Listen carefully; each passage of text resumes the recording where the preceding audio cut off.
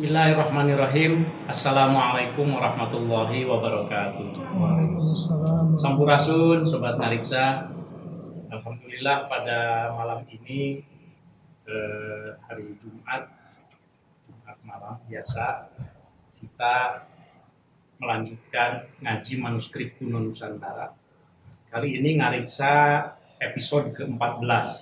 Alhamdulillah kita akan melanjutkan seri yang kelima ngaji manuskrip Ithaf Ad-Daki karangan Syekh Ibrahim Al-Qurani. Sekedar mengingatkan bahwa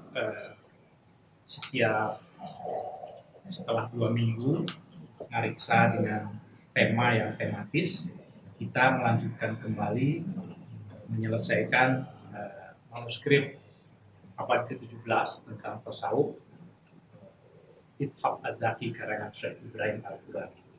Memang ini kitab yang cukup panjang, manuskrip yang cukup panjang, sehingga kita harus membacanya secara pelan-pelan, kadang 2 halaman, kadang 3 halaman, mudah-mudahan nanti bisa sampai kapan.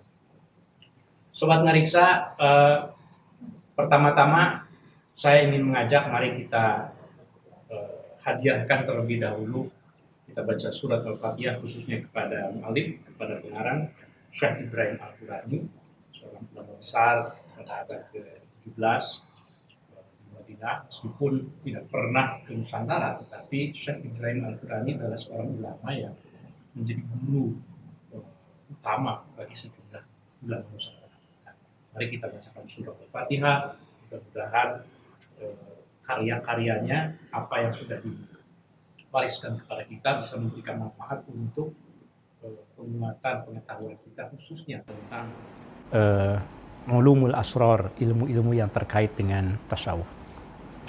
Ila hadratin Nabil Mustafa Muhammadin Rasulillah sallallahu alaihi wasallam wa ala alihi wa ashabihi wa khususan ila ruhi Syekh Ibrahim Al-Qurani ghafarallahu wa nafa'ana.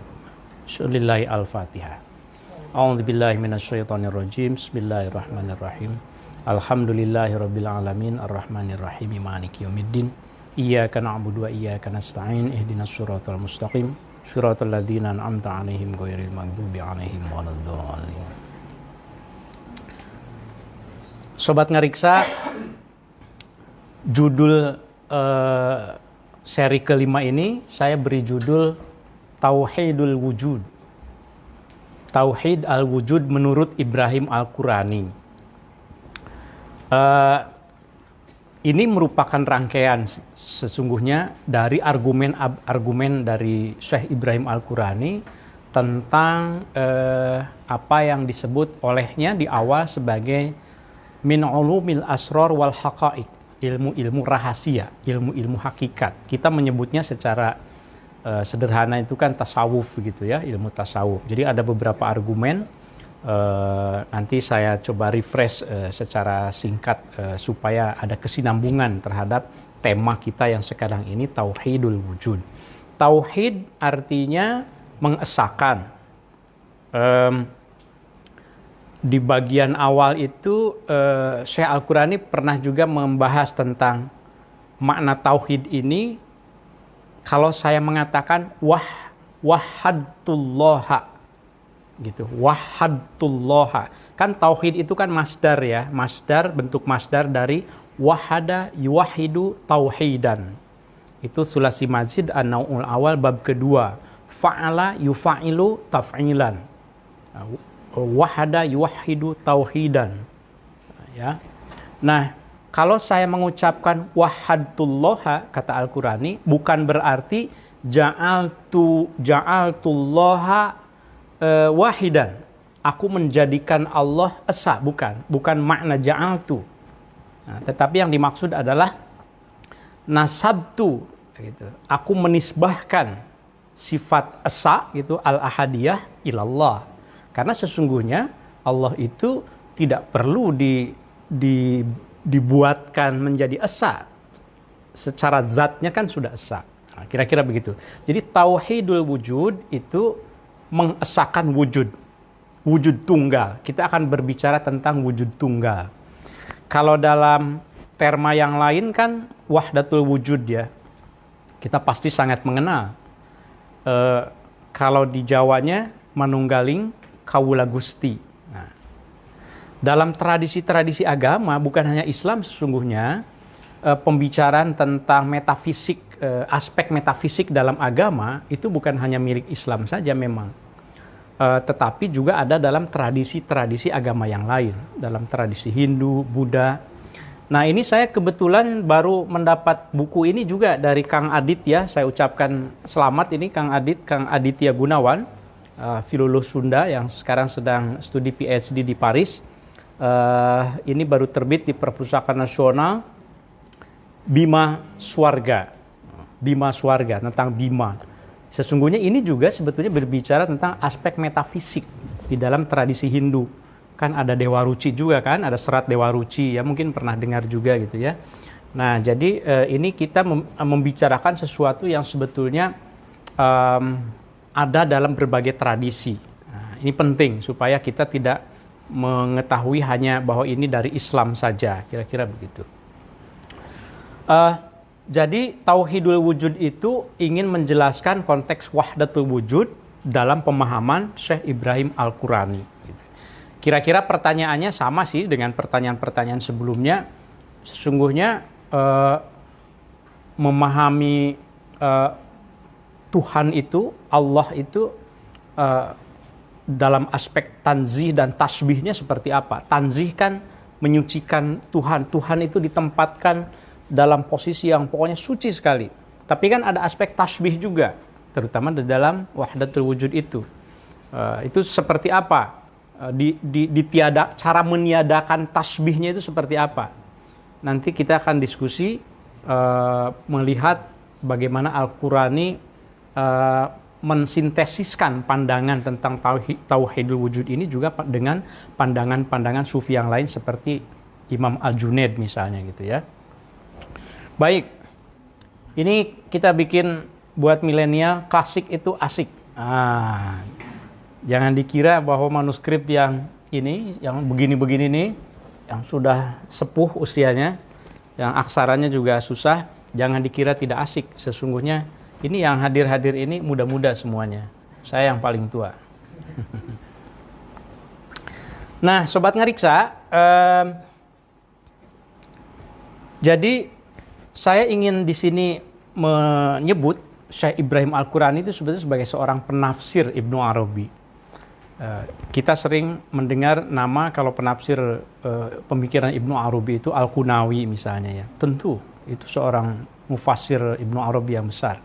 Tapi kenapa Al-Qurani itu jarang disebut, jarang dikutip, pemikirannya jarang dikupas?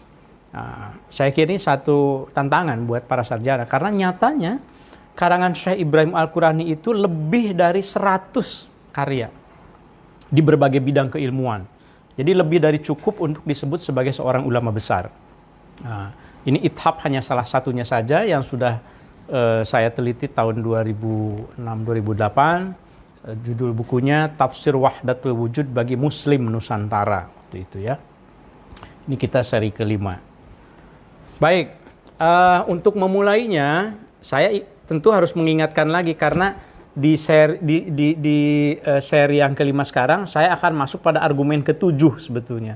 Kalau ujug-ujug 7 kan yang 6-nya jangan lupa lagi karena kemarin sudah keselang kan dengan tema tentang perempuan-perempuan kentara ya kemarin kan, perempuan-perempuan sufi. Nah, jadi saya mengingatkan lagi argumen yang sebelumnya. Argumen tentang apa? Argumen tentang tasawuf, tentang relasi tasawuf dengan syariat, tentang bagaimana cara orang kebanyakan memahami sufi gitu ya. Apakah jangan mempercayainya atau jangan mengikutinya atau bagaimana gitu. Yang pertama, kalau ingin belajar tasawuf, ini al-awwalnya di sini saya sudah sediakan terjemahannya bahwa al-awwal la raiba annal Qur'anal azim dzalikal kitabu mizanul mawazin. Itu yang pertama, bahwa Al-Qur'an itu harus menjadi rujukan di dalam mempelajari tasawuf ya. Yang kedua, asani, yang kedua poinnya meskipun Al-Quran itu harus jadi rujukan utama, tapi jangan lupa Al-Quran itu di sini nih. Innal Qur'ana unzila ala sab'ati ahrufin likulli ayatin minha zuhrun wa batnun. Itu poin yang kedua. Bahwa setiap ayat Al-Quran mengandung makna lahir dan makna batin yang tidak saling bertentangan satu sama lain. Nah, kalaupun ada makna batin yang diungkapkan oleh para sufi, tapi kemudian belum kita pahami, itu berarti kita baru pahamnya itu makna yang lahir saja. Sesungguhnya Al-Quran setiap hurufnya itu mengandung makna lahir dan makna batin, setiap katanya. Itu yang kedua ya. Yang ketiga, penjelasan dari Al-Quran ini di sini as-salis yambaghi li sahibil himmah al-aliyah at-talibah ma'rifata haqa'iqil asya ayyakuna fi bidayati amrihi ala aqidatis salaf as-salih. Yang ketiga, penting mengikuti pandangan ulama terdahulu yang salih agar tidak keliru memaknai dan menafsirkan. Itu tiga argumen pertama. Yang berikutnya, yang Ar-Rabi'. Nah, ini Ar-Rabi' di halaman sebelumnya. Ini manuskripnya masih sama, diambil dari versi yang dari Turki, tapi sudah disimpan di Institut Maleologi di Köln University di Jerman ya. Yang keempat, Ar-Rabi' argumennya itu aqallu mana nih? Ar-Rabi' aqallu darajatil aqil al-labib an-nasih nafsah alla yukadziba bima yuballighuhu min ulumil asrar. Nah, yang keempat itu bahwa sikap minimal bagi kita dalam menyikapi para sufi itu jangan mendustakannya. Gitu. Walaupun mungkin kita belum bisa mengikutinya, tapi minimal jangan mendustakan dulu. Mengapa? Karena semuanya itu sebetulnya berlandaskan pada ilmu pengetahuan yang mendalam. Itu yang keempat. Yang kelima, al-khamis, ini awwal wajibin ala talibi hadal ilmi asy-syarif ayyadzima bi annahu la munafata baina tauhidil wujudi wa baina syari'ati wat taklif. Yang kelima, penting untuk meyakini bahwa sama sekali tidak ada kontradiksi antara konsep tauhidul wujud, wahdatul wujud, tasawuf dengan syariat. Sama sekali tidak ada kontradiksi. Penjelasannya kemarin sudah dibahas. Nah, yang terakhir yang sudah kita bahas, yang keenam, as-sadis di sini. As-sadis annal a'mal al-mukallaf biha, itu khobarnya di mana nih? La tazulu, ke bawah. Ini jumlah mu'taridah. As-sadis annal a'mal al-mukallaf biha la tazulu 'anil mukallaf hatta yamuta. Bahwa kewajiban bersyariat itu tidak gugur sampai datang kematian. Itu yang 6 argumen ya, yang sudah disusun oleh Ibrahim Al-Qurani di dalam kitab Itab Az-Zaki. Nah, sekarang kita masuk pada as-sabi', argumen yang ketujuh. Jadi harus agak siap-siap juga, ini ngajinya agak berat kalau yang sekarang. Ini yang hadirnya pasti yang bahasa Arabnya sudah canggih-canggih ini. Jadi nanti kalau saya keliru juga kepada warganet, sobat ngariksa yang selalu setia untuk mengikuti, mohon saya dikoreksi kalau seandainya ada kekeliruan. Nah, ini yang ketujuh. As-sabi'. Adapun yang ketujuh, i'lam, ketahuilah. Anna tauhidal wujudi, sesungguhnya mengesahkan wujud, la yunafi, itu tidak meniadakan qawla sayyidit ta'ifati al-Junaidi. Tidak bertentangan, tidak meniadakan itu maksudnya tidak bertentangan dengan ucapan Imam Al-Junaid, Quddisa, semoga disucikan sirruhu, rohnya. Ucapan yang mana? Nah, ucapan Al-Junaid itu at-tauhidu ifradul qadimi minal muhdas. Kan Imam Al-Junaid mendefinisikan tauhid itu gini nih, tauhid itu kata Imam Junaid ifradul qadim minal muhdas. Memisahkan zat yang qadim, berarti kan Allah Tuhan, dari al-muhdas. Menciptakan zat yang mencipta, memisahkan gitu. Jangan disatuin nih, beda nih.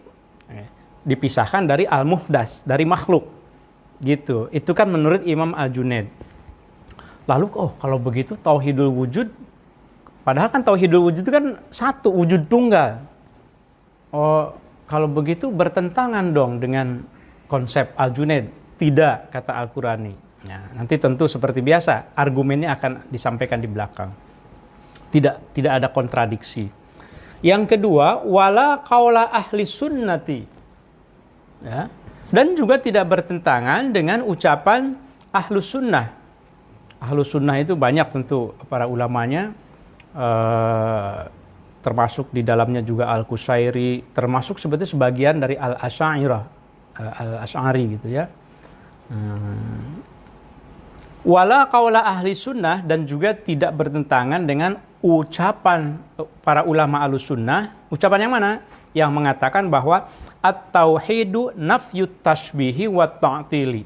Yang namanya tauhid itu meniadakan tasbih dan ta'til. Tasbih itu apa? Tasbih itu menyerupakan Tuhan dengan alam, ya kan? Serupa dengan alam. Itu tidak boleh, kata ahlus sunnah. Kalau tauhid itu harus betul-betul memilah bahwa Tuhan itu laisa kamisli syai'un lah, kira-kira gitu ya. Dan juga ta'til, nafyu ta'til juga. Kalau ta'til sebaliknya, ta'til itu meniadakan sama sekali sifat-sifatnya, gitu. Nah, konsep tauhidul wujud atau wahdatul wujud bagi Al-Qurani itu tidak bertentangan dua statement ini. Baik statement dari Al-Junaid maupun statement dari para ahli sunnah. Nah, ini berikutnya ini dalilnya ini yang berat ini. Jangan ngantuk ya. Ada kopi lah. Amal awalu. Jadi anggap saja kita sambil bandongan baca bareng-bareng. Kalau ada yang belum paham bagian tertentunya ya tidak apa-apa. Amal awalu, adapun yang pertama itu apa? Argumen bahwa tauhidul wujud tidak bertentangan dengan Al-Junaid, ya. Yang pertama, mengapa tidak bertentangan dengan ungkapan Al-Junaid itu? Fali annal anbiya'a, karena sesungguhnya para nabi kullahum semuanya sholawatullahi rahmat Allah wassalamuhu dan salamnya alaihim, mudah-mudahan kepada para nabi ajma'ina semuanya, ini doa. Karena para nabi itu da'au, mereka semuanya mengajak umamahum, umat-umatnya, ila kalimati la ilaha illallah, untuk meyakini kalimat la ilaha illallah. Umat manapun. Ada tidak? Kalaupun para ulama itu berbeda menafsirkan tauhid, tapi pertanyaannya, ada tidak sih nabi yang tidak mengajak pada la ilaha illallah? Kan tidak ada. Lah kalau nabinya semuanya saja mengajak pada satu kalimat yang sama, mestinya juga para ulama kan sama. Artinya tidak mungkin ada bertentangan, kontradiksi. Ini soal cara memahami, gitu. Fahiyya, kalimat la ilaha illallah itu kalimatut tauhidi, yaitu kalimat tauhid, bi ijma'il anbiya'i, dengan kesepakatan para nabi semuanya, wal mu'minina, dan kesepakatan orang-orang yang beriman, bihim mina awwalina, baik para ulama yang awal, wal akhirina, maupun ulama yang akhir.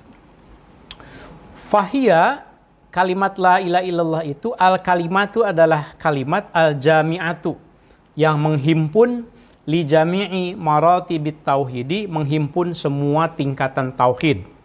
Apa saja? Nah, ini ininya. Jadi apa istilahnya? Badal ba'du min kulnya ini kesininya.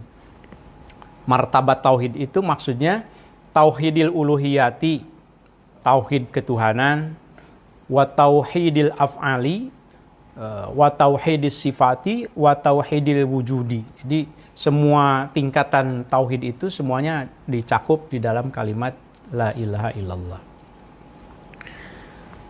Alladzi huwa tauhidud dzati, yang itu adalah wa tauhidil wujudi, alladzi huwa tauhidud dzati, yang merupakan tauhid dzat, jadi mengesahkan zat gitu ya. Kemudian fa apa bacanya nih? Domina yadmanu ya. Tadi soalnya Ustadz Daud menyampaikan ke saya. Kadang-kadang ada bacaannya mungkin gimana? Apa begini atau begitu? Bisa jadi saya keliru juga. Cuma saya kan lupa juga detailnya yang pernah saya baca. Nah, namanya juga live. Kalau live kan nggak bisa diedit kan. Kalau salah ya mohon dimaklum lah. Saya tidak ingin berpretensi sempurna. Memang banyak juga kan yang tidak bisa juga kadang-kadang. Fatad manu. Saya kira ini kembali kepada kalimat la ilaha illallah. Nah, fatadmanu, maka kalimat la ilaha illallah itu mencakup tauhida kulli muwahhidin. Mencakup tauhidnya setiap orang yang bertauhid, mukminin yang beriman, muqallidan, baik itu sifatnya mengikuti saja begitu, muqallidan kana au min ahlil anzar, baik itu masyarakat awam yang mengikut saja kepada para kiainya, pada ulamanya, atau min ahlil anzar, orang yang memang cendikia lah, atau ahlil kasfi, atau bahkan para sufi. Ahlul kasfi itu ahli kasab, maksudnya para sufi kal Junaidi, seperti Imam Junaid quddisa sirruhu, semoga rohnya disucikan, wa ghairuhu minal wa ghairihi ya, kal Junaidi wa ghairihi, dan selain Imam Al-Junaid minal muhaqqiqina. Nah, sebetulnya pada bagian ini masih menjelaskan tentang bahwa kalimat tauhid itu sudah komprehensif, mencakup semua pengertian tentang tauhid. Ya, intinya sih ingin mengatakan ya tidak mungkin tabrakan lah kira-kira gitu ya antara satu pengertian tauhid dengan yang lain selama dia berdasarkan pada kalimat la ilaha illallah. Mengapa tidak bertabrakan itu? Wa bayanu dzalika, dan adapun penjelasan hal itu, annaha, karena sesungguhnya kalimat tauhid itu tadullu, menunjukkan, bimantuqiha, dengan kalimatnya itu, dengan ucapannya itu, ala tauhidil uluhiyati, menunjukkan, membuktikan tauhidil uluhiyah, mengesahkan Tuhan. Ai ala qasril uluhiyati, maksudnya tauhidil uluhiyah itu membatasi betul bahwa yang namanya nisbah ketuhanan itu tidak ada yang memiliki lagi. Qasr itu kan dibatasi ya. Ala qasril uluhiyah ala Allah taala qasron haqiqiyan. Yang namanya nisbah ketuhanan, uluhiyah, sifat uluhiyah itu tidak ada lagi yang memiliki kecuali Tuhan. Itu qasrul uluhiyah itu maksudnya. Ditegesin lagi, qasron haqiqiyan, daruriyan, lughatan. Jadi sesungguhnya kalau di kalangan para sufi itu kan meyakini tauhid itu selalu sangat mendalam, sangat menekankan tentang keesaan Tuhan, sehingga muncul konsep tauhidul wujud dan wahdatul wujud. Waqad bayyana, dan kami telah jelaskan hal ini, dzalika, hal tersebut, fi inbahil anbah. Nah, ini bacanya inbah al-anbah, ini keseluruhan karena ini nama kitab. Kami, kata Ibrahim Al-Qurani, sudah menjelaskan juga hal ini, fi inbahil anbah ala tahqiqi i'rabi la ilaha illallah. Silahkan baca buku saya yang lain, katanya gitu. Mana bukunya? Nah, kebetulan di laptop saya ada juga ini.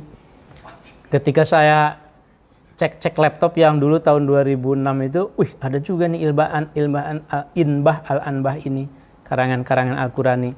Ini manuskripnya, kita lihat nih koleksi mana ya, kita lihat sebentar. Nah, mana nih? Saya besarkan.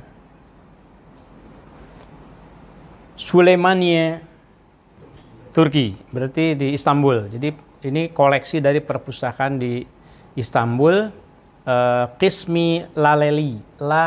Jadi ada beberapa section di Süleymaniye Library itu, kodenya juga ada, Aurok 121 katanya. Nah, ini judul kitabnya, Inbahul Anbah ala tahqiqi i'rabi kalimati la ilaha illallah. Belum diteliti juga nih manuskrip ini. Kalau ada yang mau nulis jadi disertasi boleh. Kalau tesis terlalu berat. Ini kelasnya kelas disertasi ini. Manuskripnya lengkap. Nah, ini juga ada catatan marginalianya. Itu bentuknya itu kalau tidak salah ya nazam ya. Nah, ini ada qaddim li nafsika khairan ma dumta malika malik dan seterusnya. Ya, tentu kita tidak membahas ini, tetapi saya ingin menunjukkan bahwa ini ada seal-nya juga rupanya, pseudo seal, cap. Bisa baca nggak? Dari Palembang biasanya ini pinter baca cap ini. Nah, ada kalau melihat sekilas itu kan melihatnya harus keseluruhan kalau cap kayak begini kan. Saya juga belum baca terus terang, bukan bohongan, saya belum baca. Hada waqaf, ini adalah wakaf dari Sultan Az-Zaman Al-Ghazi, Sultan Salim Khan. Nah, berarti manuskrip ini wakaf dari Sultan ke perpustakaan, kan gitu. Tinggal nanti diteliti, wakafnya tahun berapa, kemudian kenapa mau dan apa masa wakaf cuma satu kan? Nanti di tracing. Sama seperti yang kena corona itu kan, di tracing kan gitu. Bisa dilacak, ini ketemu sama siapa nih. Akhirnya dari 2 kemudian jadi banyak ya kita ikut prihatin. Ya, kita mumpung ingat ya kita doakan juga semuanya. Mudah-mudahan yang sudah kena ya sembuh gitu ya. Mudah-mudahan kita semuanya bisa menjaga hidup sehat lah gitu ya. Kan manuskrip berkaitan juga dengan corona kan? Doanya. Nah, ini kalau kita lihat filenya, ini lengkap loh, bagus juga ininya, teksnya ya. Jadi kalau mau dibaca itu, ini ada muqaddimahnya juga. Amma ba'du fahadha ayyuhadz zaki. Nah, ini menarik juga. Al-Qur'ani selalu menggunakan kata az-zaki, sering ya. Kalau nggak az-zaki, az-zaki pakai zai. Kenapa? Bukan. Nah, ini menarik juga. Kenapa tidak ayyuhat talib ya? Karena az-zaki itu cerdas, wahai orang yang cerdas. Jadi yang diajak ngobrol sama Ibrahim Al-Qurani ini orang yang cerdas. Jadi sobat ngarik yang ada di sini cerdas-cerdas ini. Iya, jadi bukan lagi talib ya. Nah, amin, mudah-mudahan. Nah, di sini judul kitabnya walihada tarjamtuhu awalan bi raf'il istibah an qawaid i'rab la ilaha illallah. Ya, ini enak sekali rimanya ya. Saya pengen juga postdoc lagi nih untuk kalau ini ada berapa file coba nih. Ini kitab Al-Anba ini ada nggak kelihatan di sini. 111 file. Itu artinya tebal. Tebal. Ini halaman terakhirnya kita lihat.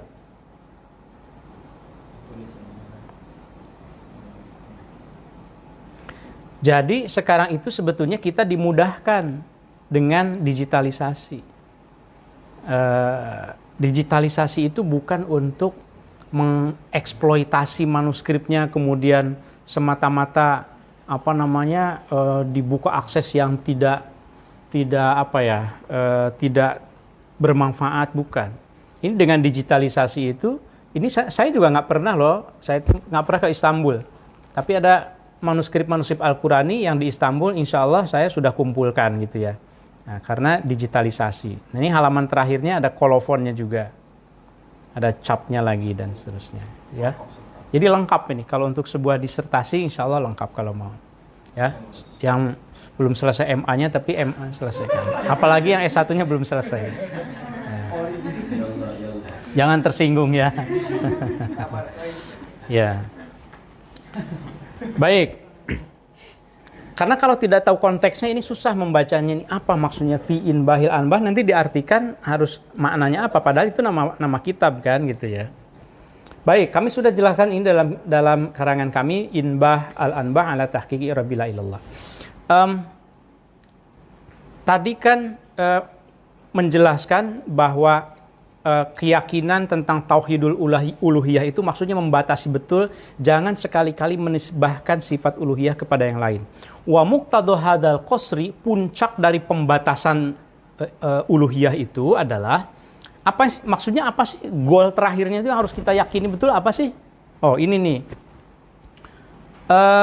Annallaha, sesungguhnya Allah, huwa, Allah itu alladzi adalah zat, yastahiqu, yang berhak, ayya'budahu, untuk menyembahnya, untuk disembah berarti siapa? Kullu makhlukin, semua makhluk. Jadi maksudnya membatasi uluhiyah hanya untuk Tuhan itu adalah yakini bahwa Allah itu hanya Allah yang yastahiqu ayya'budahu kullu makhlukin, yang layak disembah oleh setiap makhluk, semua, bukan setiap, semua makhluk itu adalah Allah saja.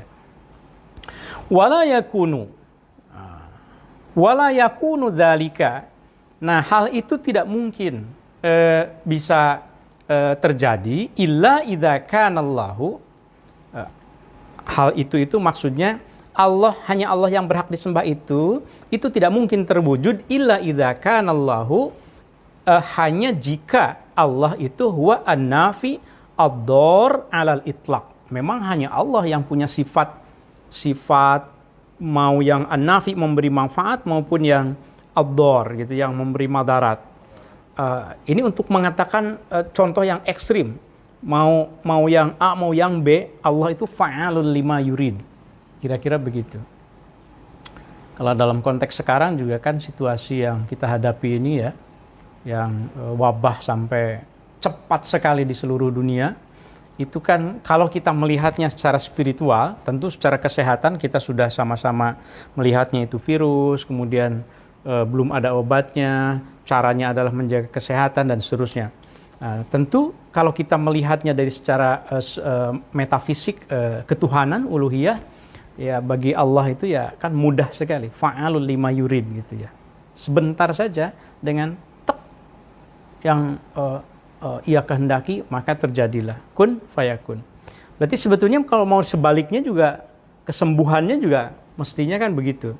Nah, tetapi kita adalah makhluk yang berakal, kita makhluk yang diajari untuk memadukan antara spiritualitas dan rasionalitas, maka doa itu kemudian kita pahami dengan doa secara qauli, tentu berdoa.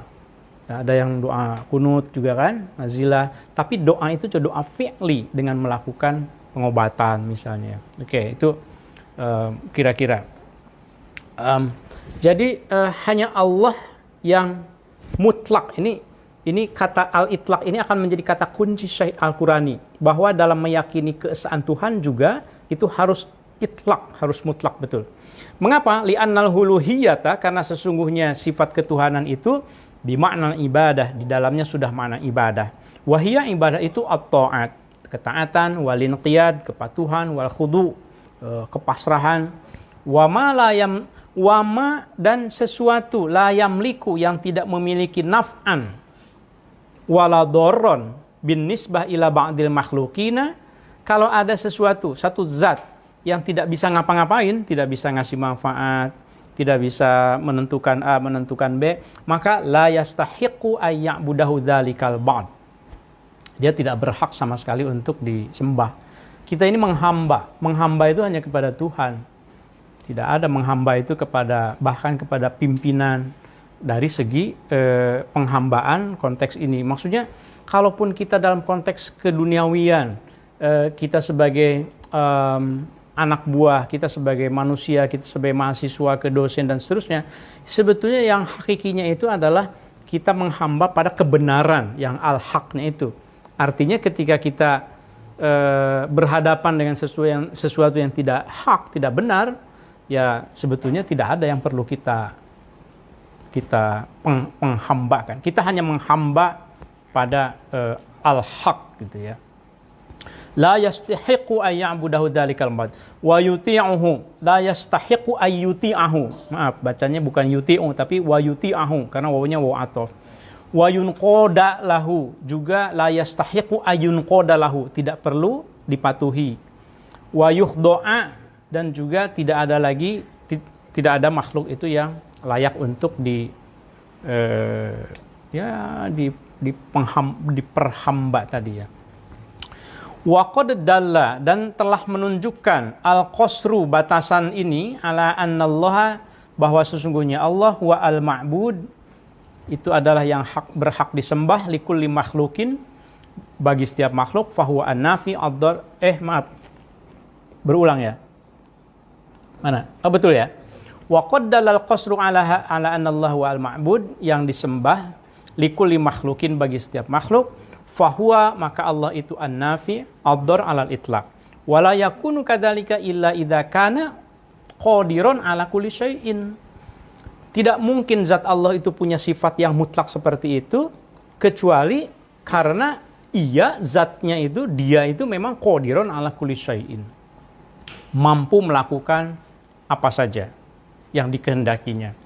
Wala yakunu, dan juga tidak mungkin kadzalika hal itu terwujud, qadiran ala kulli syai'in itu, Allah itu disebut qadiran ala kulli syai', mampu melakukan apa saja.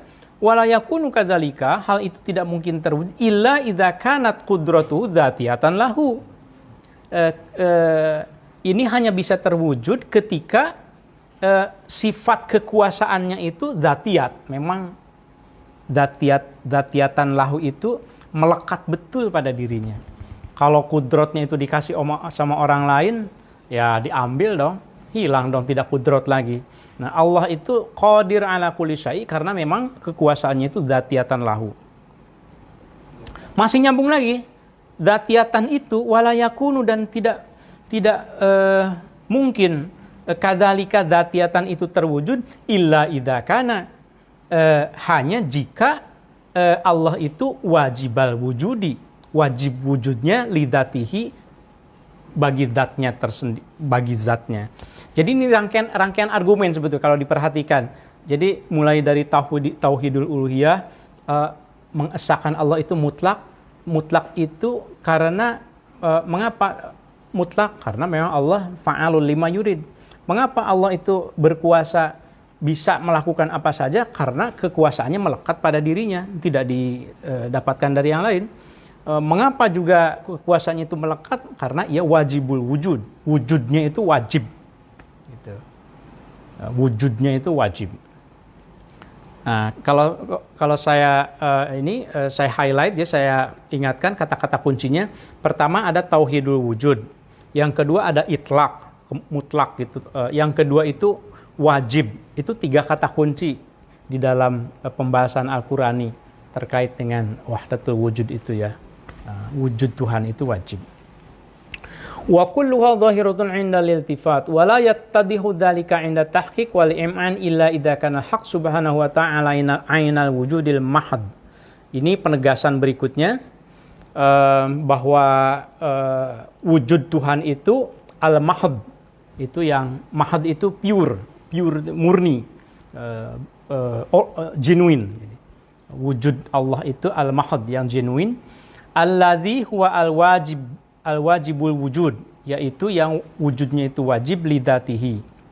Lianna kulla mafhumin, karena setiap yang mafhum mughayirun lil wujudi fahuwa fi kaunihi mawjudan fi nafsil amri yahtaju ila ghairihi alladzi huwal wujud. Jadi kalau selain Tuhan, selain Allah, wujud selain Allah, itu kan membutuhkan yang lain, membutuhkan wujud yang lain. Wa kullu ma, kesini, wa kullu ma huwa muhtajun fi kaunihi mawjudan ila ghairihi fahuwa mungkin. Kalau zat yang wujudnya saja membutuhkan orang lain, itu artinya sifatnya bukan wajib, ya, mungkin. Gitu. Kalau Tuhan itu kan wajib wujudnya itu, tidak tapi kalau yang selain Tuhan muhtaj. Anda ini, kita ini, manusia ini, kalau tidak diadakan oleh Allah melalui syariatnya mungkin orang tua, begitu dalam hal ini gitu, proses biologis, maka tidak akan ada. Nah, kalau yang tergantung begitu berarti fahuwa mungkin. Wala syai'a minal mumkin biwajib. Yang mungkin itu tidak mungkin jadi wajib. Fala syai'a minal mafhumatil mughayirah lil wujud biwajibin. Pokoknya yang mungkin itu berarti tidak mungkin wajib. Fawajibul wujud, maka wujud yang wajib itu, wajibul wujud min nisbatil apa? min idofatin naat ilal man'ut berarti. Karena kan fawajibul wujudi itu kan diterjemahkannya wujud yang wajib kan. Yang wajib dari wujud, maksudnya wujud yang wajib. Sifatnya kan yang ini kan, mudhofnya yang mausufnya kan yang ini. Jadi min idofatis sifah ilal mausuf.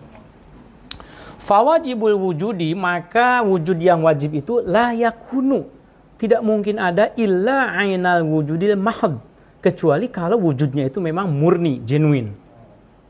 Alladzi huwa mawjudun bidzatihi, yang mawjudnya itu, adanya itu dengan zatnya.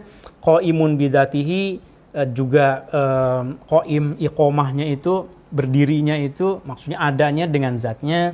Muta'ayyinun bidzatihi au sa'at ta'ayyunat, sebetul-betul zatnya itu memang bidzatihi. Li'annahu al-wujudul mutlak. Tuh kan keluar lagi kan kata kunci mutlak. Mutlak, itlak, wajib, tauhid, al-wujud itu selalu keluar dalam karangan-karangan Al-Qur'ani. Jadi kalau kita mempelajari satu karya orang, kata kunci itu harus diperhatikan. Nanti ketika ketemu lagi dengan karyanya yang lain, membaca karya Al-Quran ini, kata kunci itu begitu udah dipahami, nanti oh ini tuh maksudnya ini. Sama seperti tadi kan Ad-Daki tadi itu ya, muncul lagi gitu. Jadi ada pattern, ada pola itu.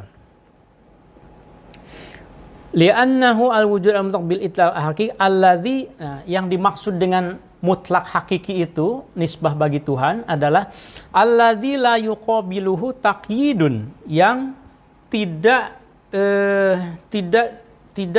ada syarat apa-apa. La yuqabilu taqyidun. Akni maksudnya al-wujudu wujud la bisyarti syai'in, tidak dengan syarat apapun, al-qabili likulli itlaqin wa taqyidin. Jadi mutlak sih. Pokoknya wujudnya Allah itu gimana sih? Mutlak aja udah, pokoknya mutlak. Tidak ada syarat apa-apa. Nah, ini saya ingin agak jump sedikit, ada loncat sedikit ke takutnya nanti nggak keburu, maksud supaya agak nyambung. Jadi mengapa ya Al-Quran itu menekankan kata mutlak ketika membahas wujud? Karena begini, Al-Quran ini sedang ingin menjelaskan bahwa Tuhan tajalli itu mungkin. Gitu. Sebetulnya nanti ke situ ujung. Tajalli itu apa? Tajalli itu Tuhan nampak di dalam alam. Begitu. Nah, dalam konsep tasawuf itu kan ada tajalli. Tajalli itu kan turun. Ya, Tuhan itu mewujud dalam alam. Itu mengapa muncul kalau para sufi yang sudah ini itu kan syatohat itu kan. Al-Quran ini sedang ingin menjelaskan itu mutlak, tetapi nanti ada syaratnya. Justru karena mutlaknya itulah kan ada yang membantah begini. Kalau seandainya Tuhan bisa tajalli dengan kemutlakannya, berarti sama dengan makhluk dong, begitu turun ke jadi manusia sama dong kayak manusia. Justru karena kemutlakannya itu, maka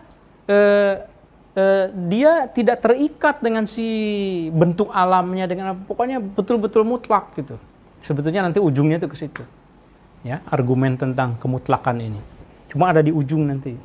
Halaman terakhir. Supaya nyambung aja ini. Supaya nanti datang lagi maksudnya.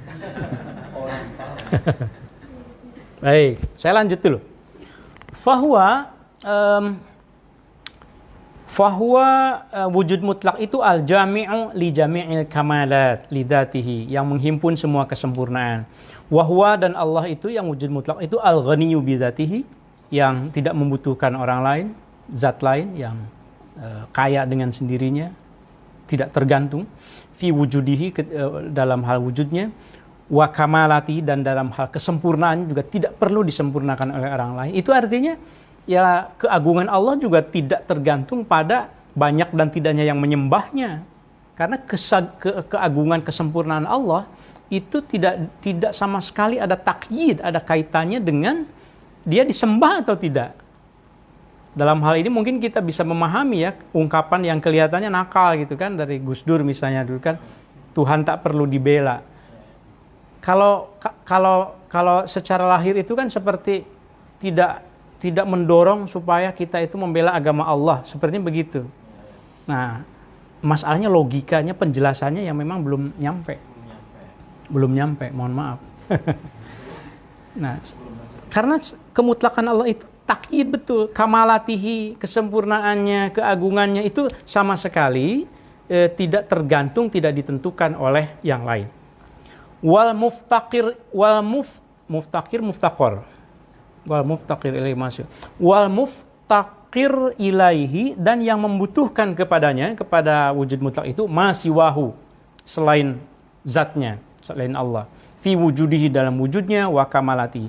Fala mawjuda bidzati illallah, tidak ada yang wujud zat, tidak ada zat yang wujud selain Allah. Li'annahu al-wujudul mahad, karena Allah itu wujud yang murni, al-mahad. Al-wajib, al-wujud, terus diulang-ulang ya. Ini al-mahad juga kata kunci juga rupanya. Murni, genuine. Saya membaca di kamus Hanswer itu al-mahad itu pure, genuine gitu. Al-wajib, al-wujud lidatihi, yang wajib, wujudnya wajib. La ghaira. Fala qadirun bidzat illallah. Fala qadirun ala, qadirun atau qadira, nanti dibahas nahunya. Fala qadirun bidzat illallah, wala fala qadirun ala kulli syai illallah, fala khaliqun lima yasha alal itlaq illallah, fala nafi wala dhar alal istiqlal illallah. Pokoknya la illallah semuanya. Nah, makanya di dalam zikir kan la ilaha illallah, la mawjuda illallah, la matluba illallah, la maqsuda illallah, semuanya. Nah, gitu. Jadi zikir sufi itu sangat mendalam. Hanya saja mungkin ada yang memahaminya, ada juga yang melihatnya dengan dengan mata lahir, kemudian melihat oh begini-begini aja itu apa. Viral yang itu penyimpangan tuh, sampai kepalanya diadu, sampai ini, ya melecehkan syariat kata gitu ya. Ya, makanya ngariksa ini memberi pencerahan. Amin.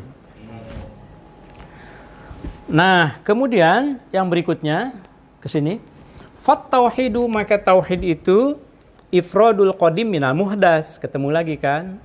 Jadi mengkanalisasi Al-Qadim, maksudnya memisahkan Al-Qadim minal muhdas fil uluhiyati. Pertama dalam hal ketuhanan, ya.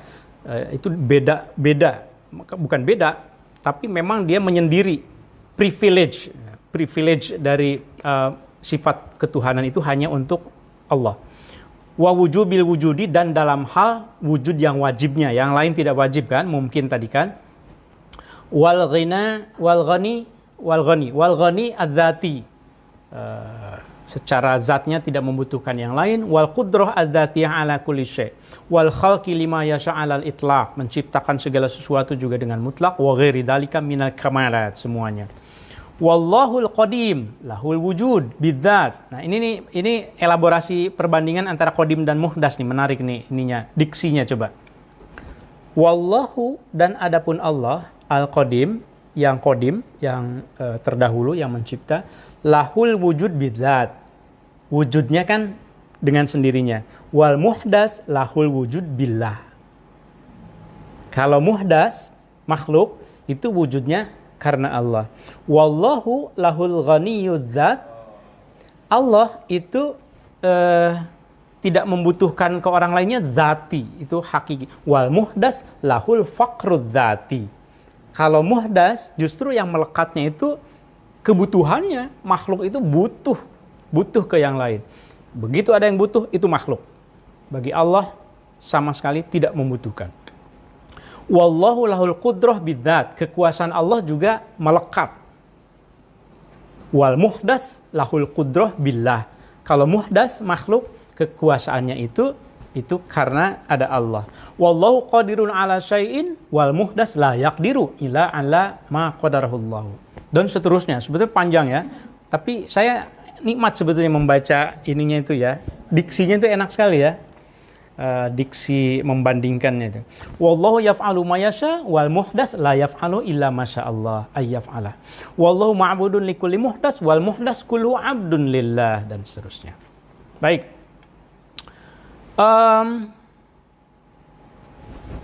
Saya loncat ke mana? Oke, ke sini. Wa idza sami'ta.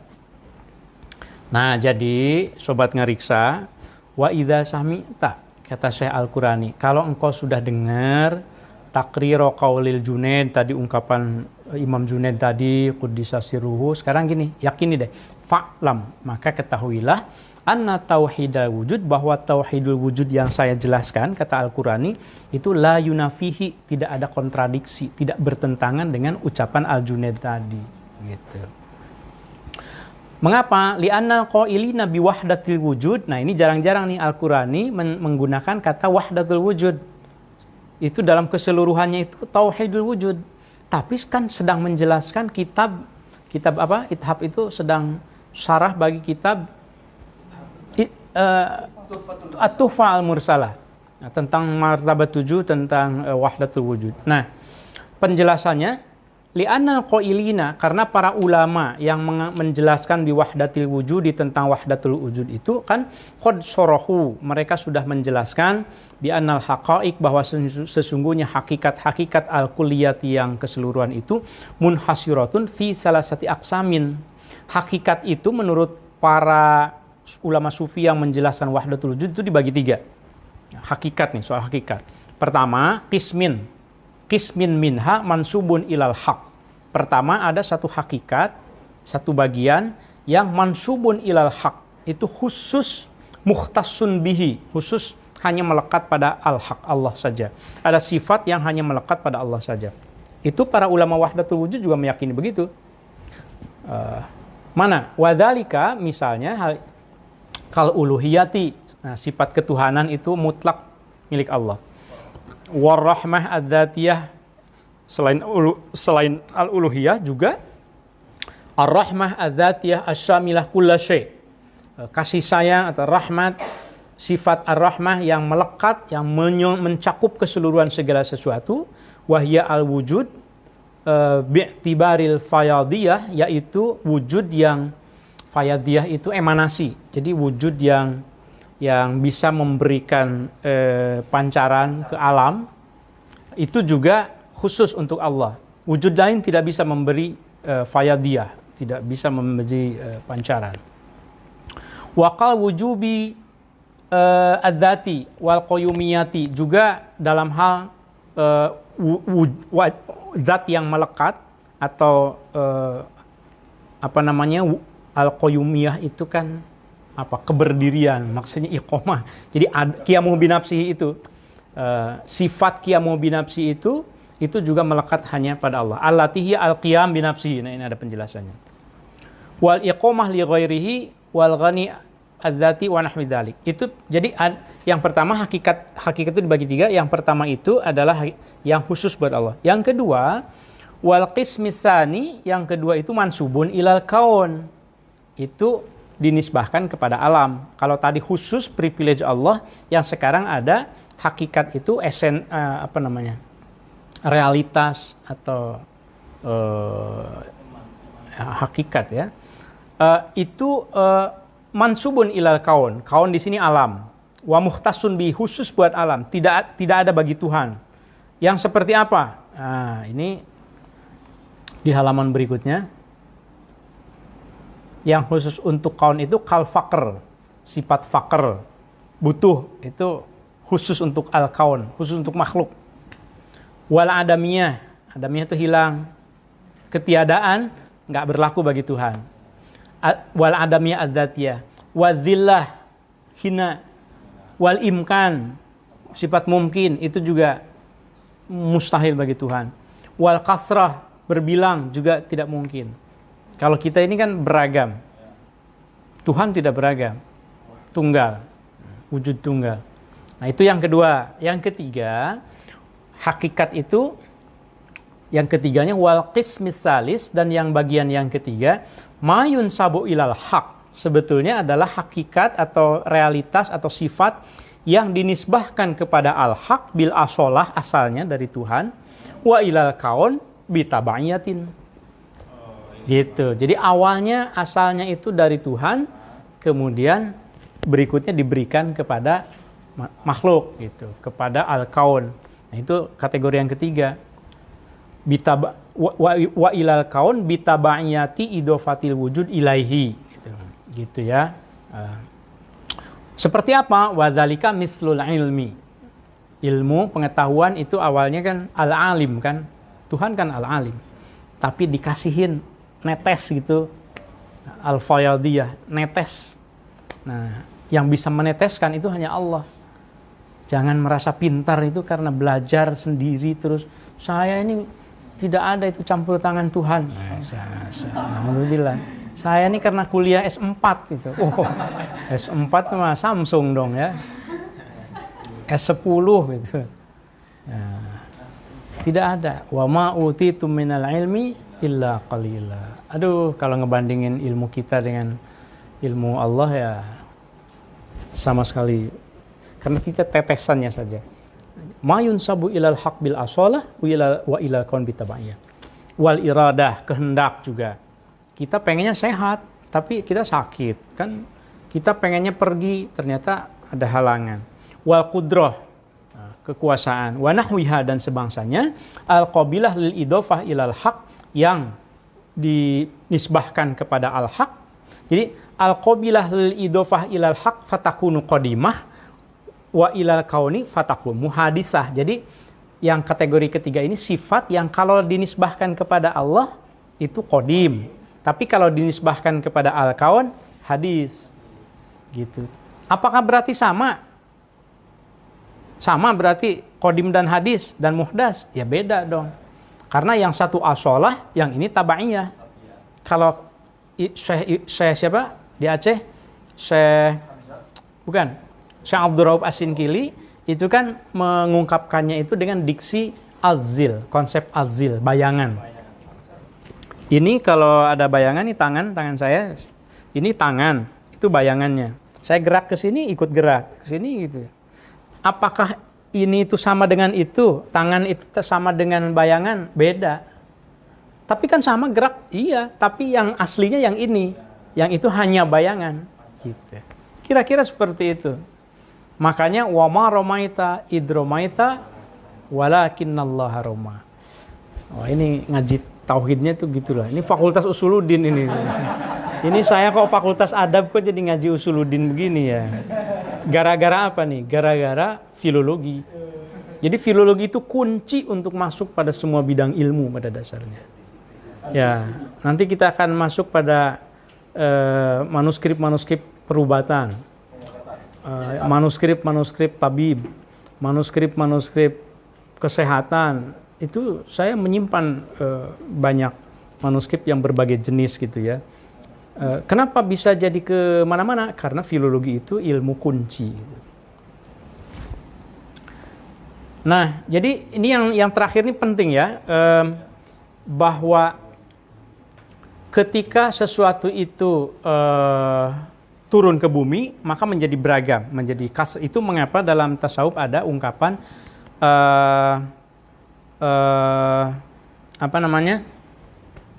wujudul wahdah fil kasrah wa wujudul kasrah fil wahdah. Gitu. Jadi wahdah fil kasrah itu maksudnya hakikat Tuhan itu, kebenaran Tuhan itu dibagikan kepada alam, bisa menetes kepada alam menjadi beragam, menjadi manusia beragam. Tapi sesungguhnya keragaman manusia itu pada hakikatnya adalah satu. Makanya kita bisa mengatakan bahwa kalau kita berbicaranya dalam konteks manusia, di hadapan manusia kita berbeda, tetapi di hadapan Tuhan kita sama. Nah, ini hanya bisa dijelaskan melalui konsep-konsep yang tauhidul wujud, yang mutlak, yang yang sudah tadi kita jelaskan itu. Baik. Kemudian saya ingin loncat ke bagian yang kedua dari diskusi yang tadi, kan baru pertama sebetulnya. Ingat nggak yang tadi ada dua argumen bahwa tauhidul wujud itu tidak bertentangan dengan dua ungkapan. Yang pertama ungkapan Imam Junaid yang menjelaskan bahwa at-tauhidu ifradul qadim anil muhdas. Yang kedua tidak bertentangan dengan ucapan Ahlus Sunnah bahwa nafyu tashbih wa ta'til tadi ya. Nah, saya ingin loncat pada yang keduanya karena tidak akan cukup kalau dibaca semua di sini. Argumen yang keduanya, wa amasani. Ini saya kira ada tanda rubrikasi merah begini. Ini bagi saya kelihatannya sederhana, tapi bagi saya menunjukkan bahwa si penyalinnya setidaknya, atau mungkin juga penulisnya atau pembaca belakangan bisa juga memberi tanda. Mungkin penyalinnya ini saya kira memberi tanda bahwa ini argumen yang berikutnya loh, ditandain merah. Jadi mudah mencarinya. Sama seperti al-awwal as-sani itu kan dikasih tanda tersendiri ya. Wa amasani, dan adapun argumen yang kedua, penjelasan yang kedua, ayat anna tauhidal wujudi, yakni bahwa tauhidul wujud itu la yunafi, tidak kontradiktif qaula ahli sunnati, dengan ucapan ahlu sunnah yang mengatakan bahwa at-tauhidun nafyut tasbih wa ta'til. Nah, penjelasannya begini.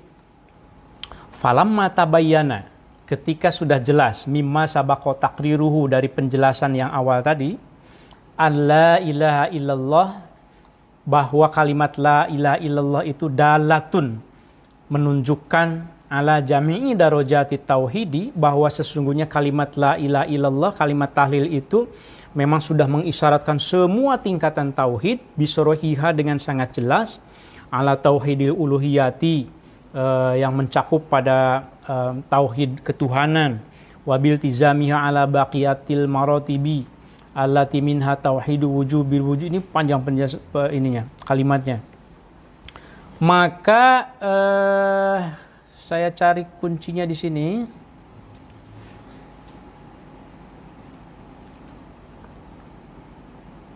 Kalau sudah jelas dengan penjelasan tadi, maka mana nih?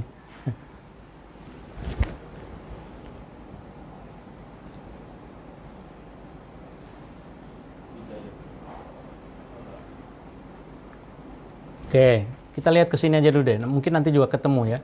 La yuqabiluhu taqyidun ma'a qabiliyati littaqyid bikulli qaidin sya'zur fihi. Jadi kemutlakan Allah dalam hal wujud itu tidak diikat, tidak terikat oleh syarat apapun. La yuqabiluhu taqyidun ma'a qabiliyati littaqyid bikulli qaidin sya'zuhur fihi. Jadi Allah itu tidak terikat wujudnya itu dengan ikatan apapun. Wa muqtada itlaqihi, dan puncak dari kemutlakannya itu bihadal makna, dalam hal ini adalah sihhatu tajallihi. Nah, ini yang tadi saya katakan.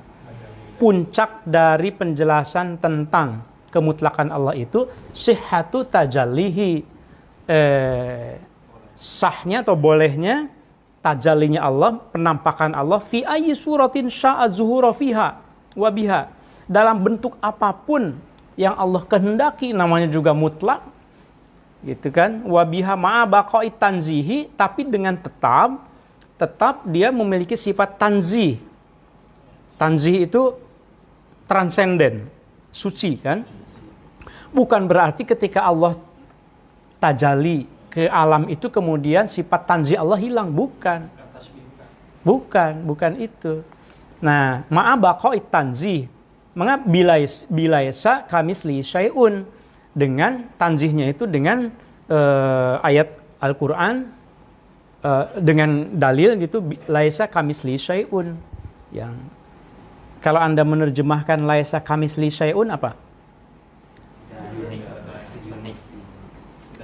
Tidak ada yang menyerupai, tidak ada yang semisal. Coba perhatikan baik-baik. Ada kaf dan mislun. Harus hati-hati menerjemahkannya. Laisa kamisli syai'un seringkali diterjemahkan secara sederhana, tidak ada yang serupa dengan dia. Belum selesai, belum kuat. Karena kalau begitu berarti kalimatnya harus laisa misluhu. Laisa mislahu syai'un misalnya. Ini ada kamislihi, artinya tidak ada yang seperti yang menyerupai dia. Artinya jangankan serupa dengan dia, yang menyerupai dengan yang serupa dengan ininya tidak mungkin gitu. Jadi lebih dalam lagi.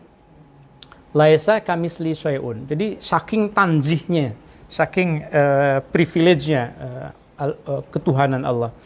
Tidak ada satupun yang seperti serupaan Allah gitu.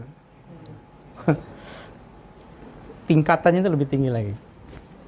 Li'anna wujudal mutlak, karena sesungguhnya wujud yang mutlak bil ma'nal madhkur huwa alla tuqayyidahu suratut tajalli.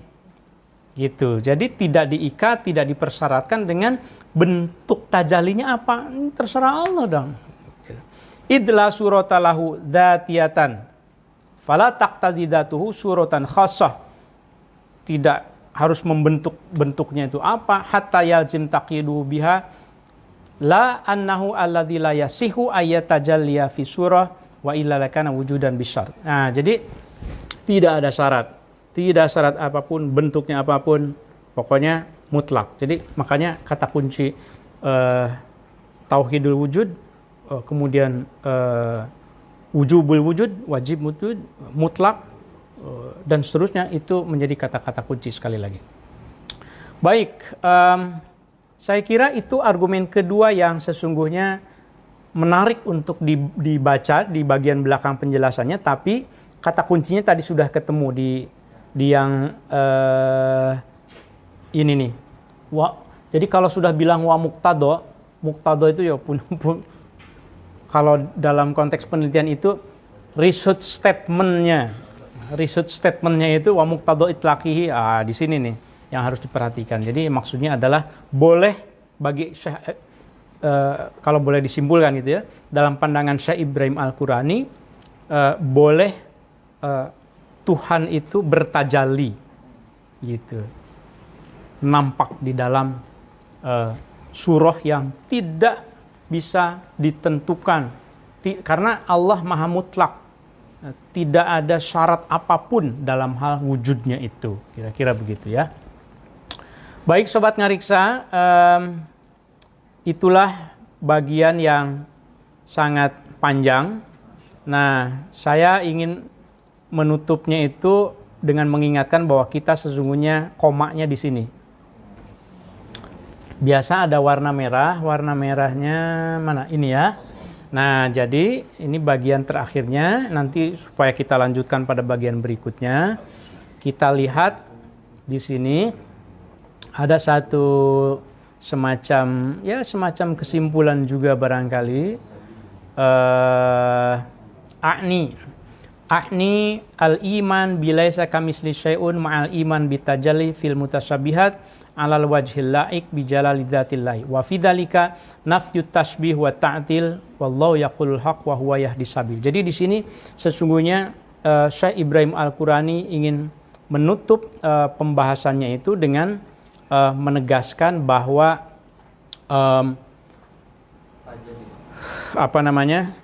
konsep tauhidul wujud yang disampaikan oleh Syekh Ibrahim Al-Qurani ini sedang memberikan penjelasan dan elaborasi yang sangat detil terkait dengan wahdatul wujud, terkait dengan manunggaling kaula Gusti kalau dalam konteks Jawa, yang itu melekat secara mutlak pada Allah, sesuatu yang memang itu adalah privilege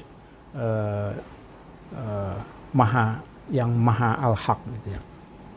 Baik Sobat Ngariksa, saya kira saya cukupkan.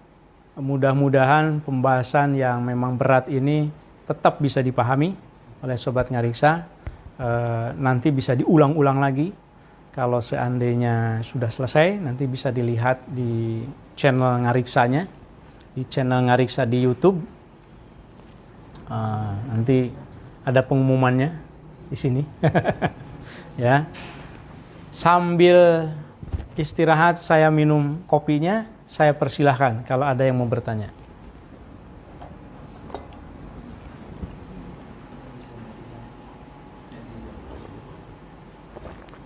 Tadi mikrofonnya mana? Ada.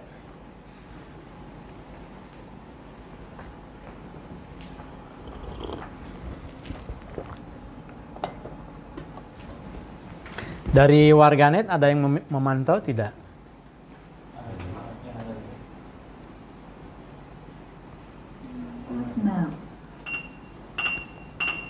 Bluetooth mode.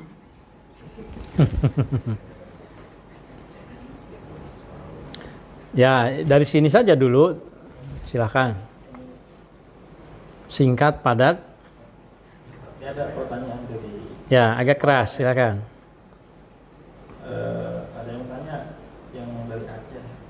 Siapa? Dari Aceh siapa? Tarmizi Oh, Pak Tarmizi. Ya, saya kenal Pak Tarmizi. Terima kasih sudah menyimak.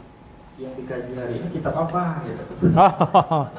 Oh ya, terima kasih Pak Tarmizi. Pak Tarmizi ini apa namanya, seorang pemelihara manuskrip di Aceh ya, yang banyak merawat manuskrip Aceh khususnya. Kitab yang dikaji pada malam ini adalah kitab Ithab Ad-Daki karangan Syekh Ibrahim Al-Qurani yang ditulis dalam konteks menjelaskan pertanyaan-pertanyaan dari Syekh Abdurrahman Singkel di Aceh. Jadi Syekh Abdurrahman Singkel bertanya, di Aceh itu kan pada abad ke-17 ada konflik keagamaan yang dipicu oleh perdebatan keagamaan, wahdatul wujud gitu ya, sampai ada yang mengkafirkan pengikut Hamzah Fansuri. Jadi sampai yang berbeda itu dikafirkan. Kemudian Syekh Abdurrahman Singkel bertanya kepada gurunya, gimana sih sebetulnya memahami tasawuf itu. Nah, maka Syekh Ibrahim Al-Qurani setelah tahajud, setelah bahasanya itu, setelah istikharah gitu ya, setelah berpikir, oh kayaknya iya penting, maka Syekh Ibrahim Al-Qurani menulis Ithab Ad-Daki ini, kemudian dikirimkan kepada murid-muridnya. Nah, sayangnya salinan dari Ithab Ad-Daki ini di Aceh sampai saat ini saya belum menjumpai. Ada 30 sekian salinan, itu semuanya ada di luar negeri ya. Gitu Pak Tarmizi. Ada lagi yang lain? Silakan. Ya. Wah, echonya di ini yang sebelah kiri dikebawain. Ya. Agak keras. Pak Profesor, ya, teman-teman sekalian, yang ingin kami tanyakan adalah di awal ketika Pak Prof memposting kajian ini, di sana ada istilah atau terma tasawuf. Tetapi ketika kita mengkaji ini, seakan-akan lebih banyak kajian tauhid. Nah, menarik. apakah perbedaan tasawuf dengan tauhid itu tersendiri?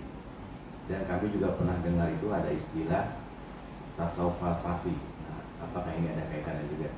Ya. Terima kasih. Ini pertanyaannya dari saudara Fatur Rahman Karyadi.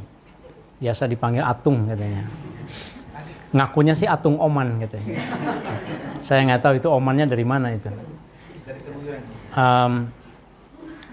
Pertanyaannya adalah, ini kan dari awal judul besarnya tasawuf, tapi kenapa itu sering dalam beberapa pembahasan terakhir itu yang mengemuka, yang menonjol adalah tauhid. Ini pertanyaan yang menarik karena seringkali kita lupa bahwa pembahasan tasawuf itu sesungguhnya akarnya adalah tauhid. Coba perhatikan kitab-kitab tasawuf, khususnya yang saya kaji sendiri ya, baik Syekh Ibrahim Al-Qurani maupun murid-muridnya, ketika membahas ilmu tasawuf, yang pertama dibahas sebagai landasan adalah tauhid. Karena tasawuf itu intinya itu sebetulnya kan, bahkan tarekatnya juga pada zikir la ilaha illallah yang tadi dibahas. La ilaha illallahnya diperas menjadi illallah. Illallahnya diperas lagi menjadi Allah. Kalau dalam konteks zikirnya. Allahnya juga diperas lagi menjadi hu. Hu-nya di dalam kitab Tanbi Al-Masyi itu diperas lagi menjadi nafas saja. Hu. Hu itu kan huruf H ya. Tapi itu sesungguhnya diperas itu maksudnya saripatinya itu bukan pada kalimat hu-nya, tapi sesungguhnya pada kehadiran Tuhan dalam dirinya. Makanya nafas saja asalkan bisa menghadirkan Allah itu adalah bagian dari zikir. Nah, jadi tasawuf itu dengan tauhid itu dua hal yang tidak mungkin dipisahkan. Oleh karenanya kalau membahas tasawuf tidak mungkin kita tidak memulainya dari kalimat la ilaha illallah. Nah, lalu ada kalimat, lanjutan pertanyaannya tadi, apakah ini yang disebut tasawuf falsafi? Memang yang disampaikan oleh Ibrahim Al-Qurani itu kan tasawuf falsafi itu sebenarnya tasawuf yang diskusinya itu diskusi aspek filsafatnya, aspek yang sifatnya itu pemikiran.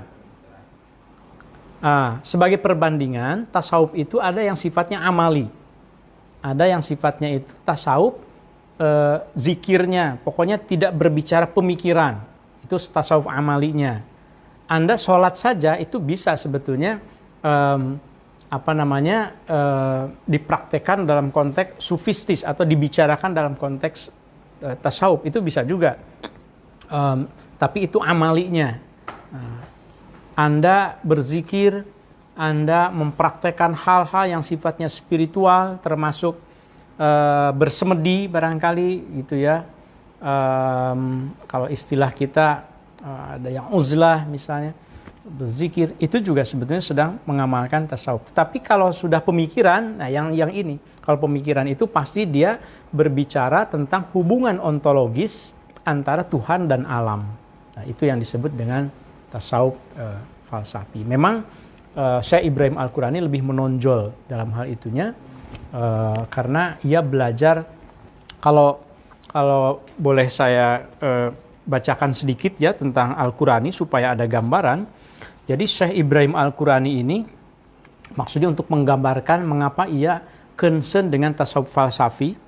Nama lengkapnya kan Syekh Ibrahim Ibnu Hasan Al-Qurani Al-Shahrazuri Al-Shahrani Al-Kurdi Al-Madani As-Syafi'i. Kelihatan dari lakob-lakobnya itu mazhabnya Syafi'i, kemudian dari Shahrazur itu dari Kurdi.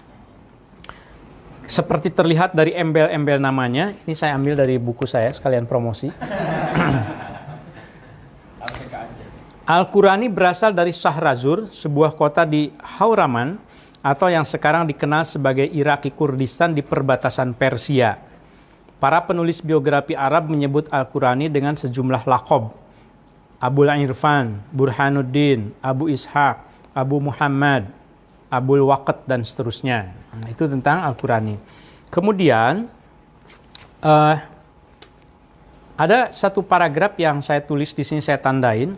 Al-Qurani itu dapat dianggap mewakili ulama Kurdi yang sangat kuat mempengaruhi perkembangan tradisi intelektual Islam di Nusantara. Ya. Meminjam penjelasan dari Martin van Bruynesen, setidaknya ada dua penjelasan mengapa ulama Kurdi itu dianggap ulama yang menarik bagi ulama-ulama Nusantara. Nah, alasan pertama, karena ada kesamaan mazhab Syafi'i antara ulama Kurdi dengan ulama Nusantara, itu Syafi'i yang paling menonjol. Alasan yang kedua, karena Muslim Melayu Nusantara dan Muslim Kurdi memiliki ketertarikan yang sama terhadap ajaran tasawuf falsafi. Jadi ini merespon kepada pertanyaan tadi itu. Tasawuf falsafi itu bukan hanya ada di Indonesia saja, apalagi gitu ya, bukan hanya di kitab Ithaf saja, tapi memang itu menjadi bagian dari tasawuf yang sifatnya pemikiran yang ada di belahan-belahan dunia Muslim yang lain. Oke, ada lagi? Silakan.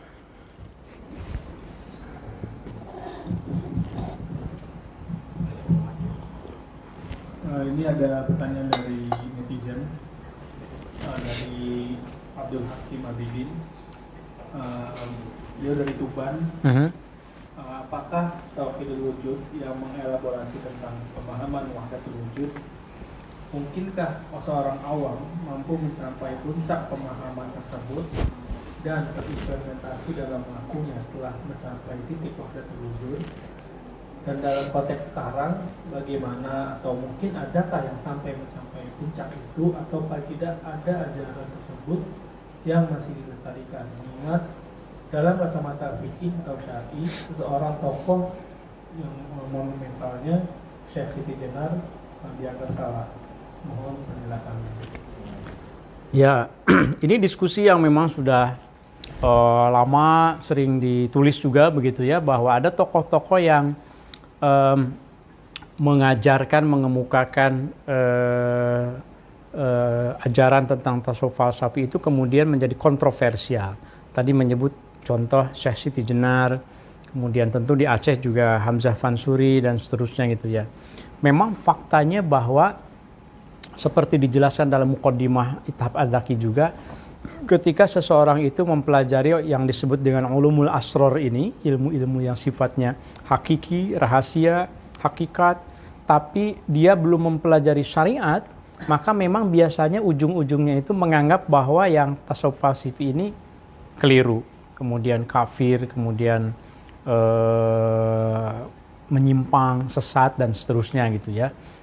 Nah, apakah itu berarti kemudian tidak boleh dipelajari? Nah, saya kira dalam konteks berilmu, berpengetahuan, mungkin malah sebaliknya. Jadi justru kita harus mencoba mengikuti alur ilmu yang memang diwariskan oleh para ulama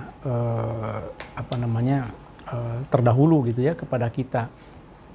Kalau relevansinya bagaimana dengan sekarang? Apakah mungkin ada yang bisa menerapkan, mengaplikasikan? Wallahu a'lam.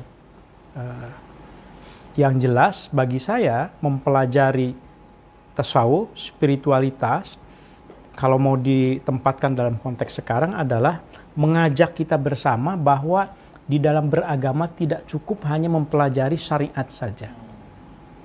Saya pada kesempatan yang lalu pernah mengatakan beragama tidak cukup hanya dengan cara, tapi harus dengan rasa. Nah, tasawuf itu berbicara rasa, berbicara hati. Dalam pembahasan yang sekarang, dari tadi kita berbicara tentang wujud yang mutlak itu al-haq, itu Allah, kemudian yang alam itu adalah fayadiyah, jadi pancaran-pancaran dari Allah. Maka sebetulnya kan dalam konteks sekarang itu kita bisa bilang begini, kita ini beragam, kita ini berbeda-beda, tapi kita ini manusia sama. Nah, kalau kita meyakini bahwa al-kaun atau makhluk atau alam itu adalah sesungguhnya adalah pancaran dari Tuhan, maka di mata manusia kita memang beda, tetapi di mata Tuhan kita sama. Nah, saya kira pelajaran-pelajaran yang seperti ini barangkali yang substansi atau esensi dari tasawuf yang bisa kita aplikasikan gitu ya di dalam kehidupan kita sekarang. Nah, sekali lagi kalau pertanyaannya itu apakah kita bisa mencapainya sampai ke tingkat itu, wallahu alam, itu masing-masing saya kira ya. Ya. Pertanyaan dari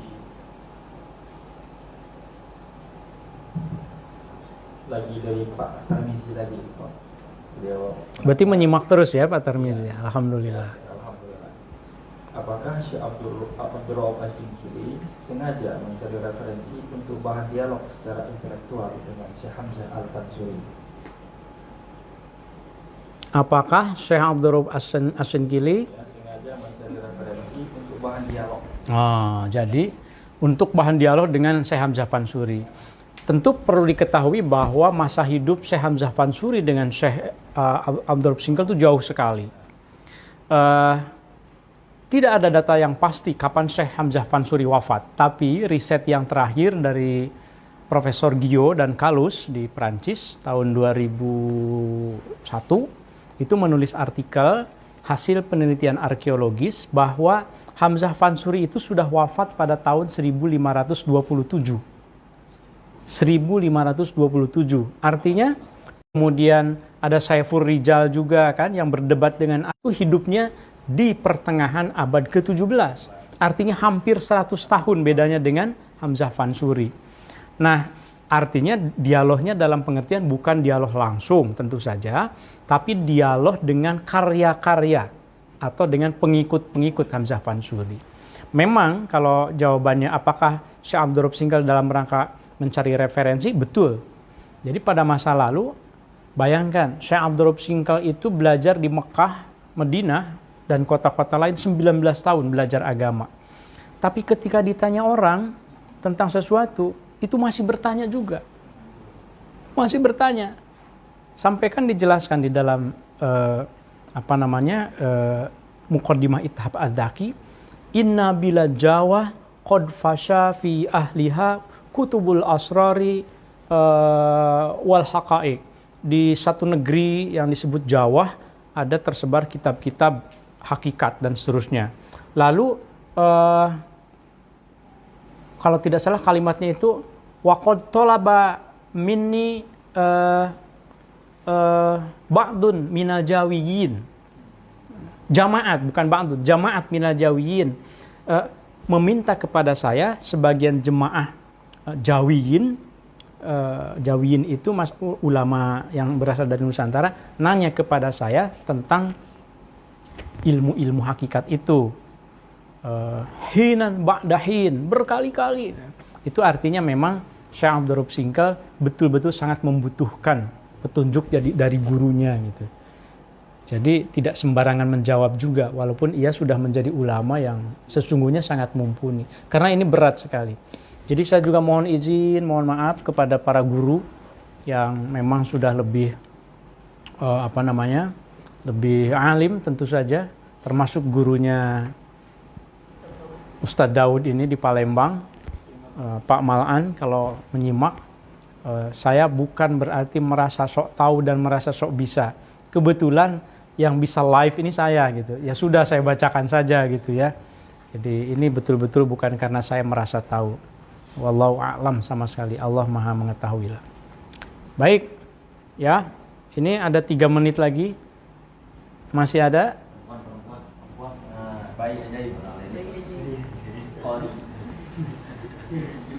Sudah cukup. Baik. Baik Sobat Ngariksa. Inilah kajian ngaji manuskrip kuno Nusantara episode ke-14. Kita melanjutkan seri kelima ngaji Ithaf Adzaki karangan Syekh Ibrahim Al-Qurani.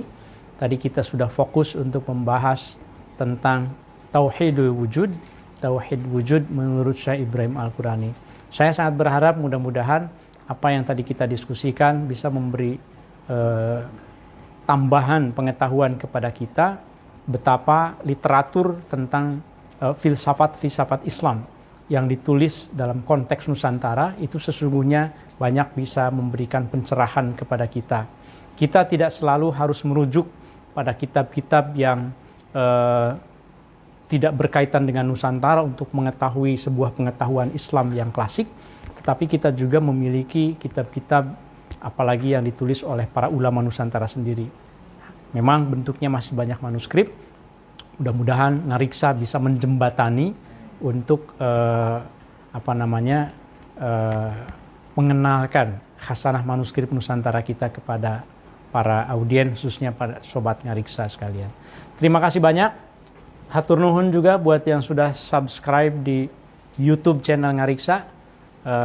Sampai tadi sore sudah ada 605.